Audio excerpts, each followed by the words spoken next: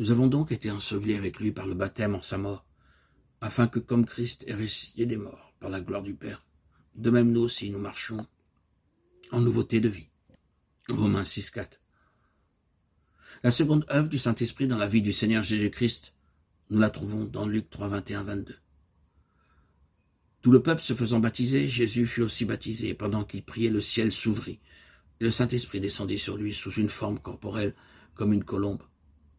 Et une voix fit entendre du ciel ces paroles, « Tu es mon fils bien-aimé, en toi j'ai mis toute mon affection. » Avant que le Seigneur ne commençât son ministère public, il fut rempli du Saint-Esprit. Voyez aussi Luc 4, 1. Jésus, rempli du Saint-Esprit, revint du Jourdain, et il fut conduit par l'Esprit dans le désert où il fut tenté par le diable pendant 40 jours. Le baptême du Seigneur était une préfiguration de sa mort, son ensevelissement et sa résurrection.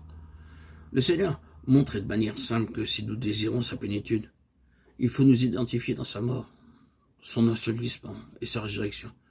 Et ensuite, nous avons la plénitude.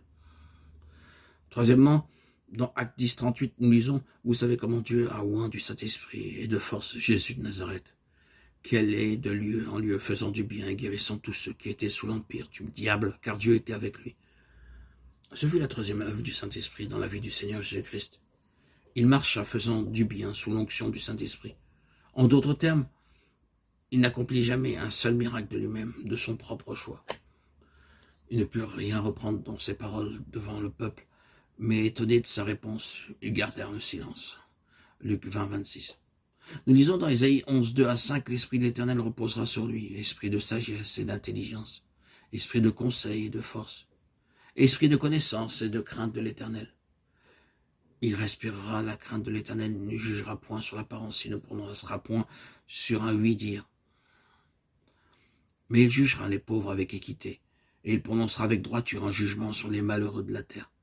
Il frappera la terre de sa parole comme d'une verge, et du souffle de ses lèvres il fera mourir le méchant. La justice sera la ceinture de ses flancs, et la fidélité la ceinture de ses reins. C'est la quatrième œuvre du Saint-Esprit dans la vie du Seigneur Jésus-Christ, une parfaite sagesse. Chaque parole qu'il prononçait était pleine d'autorité et de puissance. Voyez Matthieu 7, 29, car il enseignait comme ayant autorité, non pas comme leurs scribes. Et Jean 7, 46, les huissiers répondirent, « Jamais homme n'a parlé comme cet homme. » Cinquièmement, dans Ésaïe 42, 1 à 4, nous lisons, « Voici mon serviteur que je soutiendrai, mon élu, en qui mon âme prend plaisir. J'ai mis mon esprit sur lui, il annoncera la justice aux nations, il ne criera point, il n'élèvera point la voix, il ne la fera point entendre dans les rues. Il ne brisera point le roseau cassé, il n'éteindra point la mèche qui brûle encore. Il annoncera la justice selon la vérité.